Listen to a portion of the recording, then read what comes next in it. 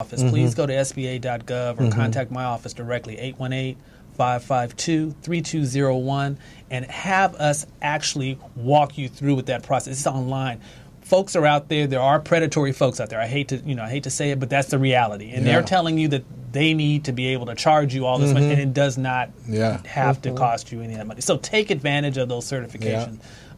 Get certified with the county. Right. They've got some great programs now, incentives for small businesses to make sure that county contracts are being awarded to small businesses. They're doing some great work with them. I've been meeting with the LA County Small Business Commission and talking to them about the different certification programs and how they can make sure their contracting dollars available for small businesses. One of the challenges that we've got to take advantage of right now is we've got a lot of infrastructure going on right here in our city. That's right.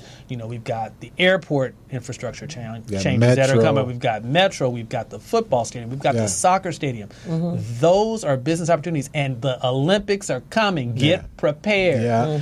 This is our time to take advantage of the small businesses and the small business communities that we have here. And so being certified, having that information to actually register yourself with your local municipality, with the county, and with the federal government. Another great sleeping giant, as I like to call it, is the Hub Zone program. It's a great opportunity for the community. The Hub Zone is a historically underutilized business zone, another government acronym. But the key to that is it's based on census tract, right? So they're looking at low, moderate income census tracts.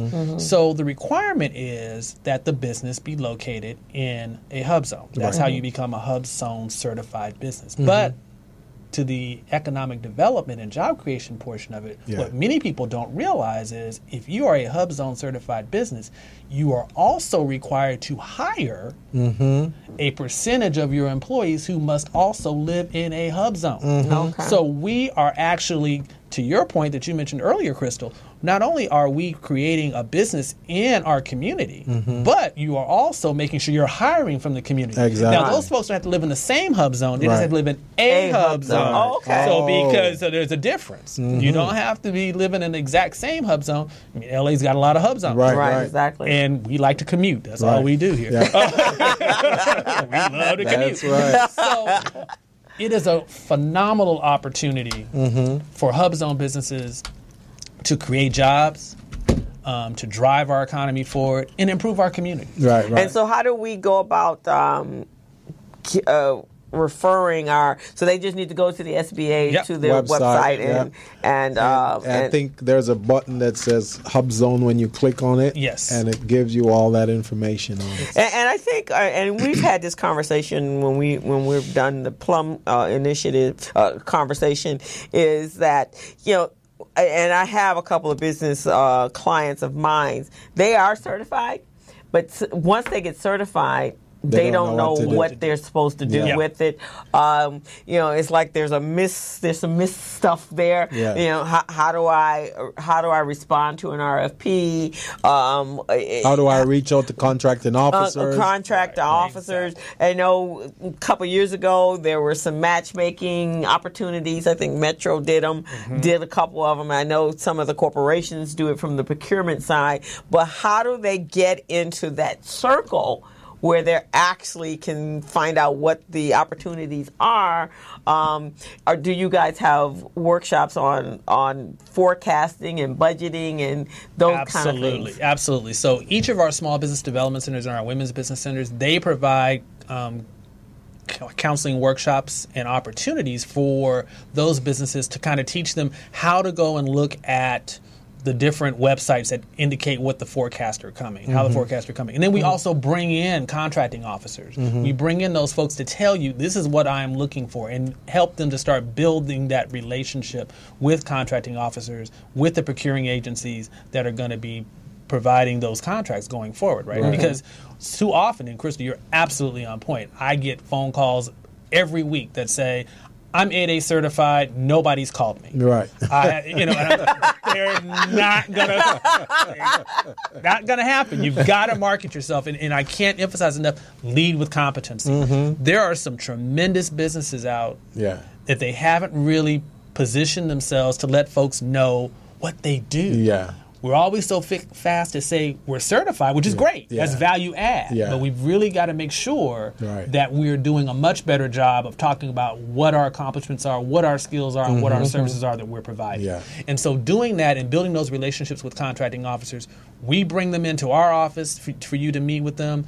There are different matchmaking events that the small business development officers of those procuring agencies are also mandated to do. So that's another great resource. So it's about taking the time to do your homework. Okay. You've got to do your homework and figure out, okay, what agencies or procuring agencies am I going to target? You've got to approach this strategically. And we've got advisors and counselors that'll help you do that if you need help doing that. But you've got to take a step back and approach them just as if you were going to approach a non-government entity. The last time I checked, Victor, there were about 24 different federal agencies that provide opportunities within the 8A space and the business development programs. That there are some great opportunities to do that. And then a lot of our quasi-government folks are looking for 8A certified companies as well. I mean, Northrop Grumman, they're looking for HubZone. I mean, they call me all the time.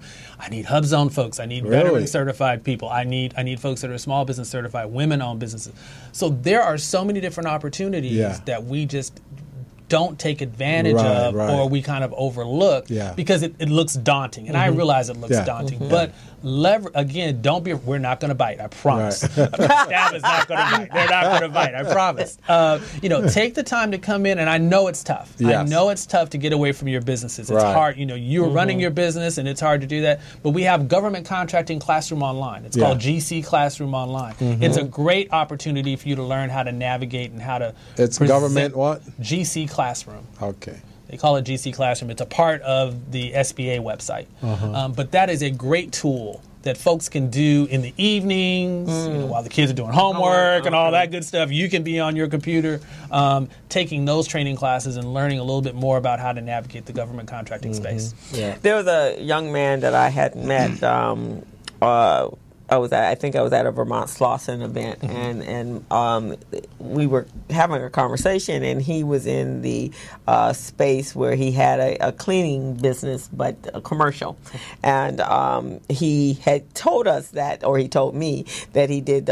He had UC Irvine and some other schools, and so my brother-in-law happens to be the facility manager at UCLA, so every time the students move out, especially the graduate students, they're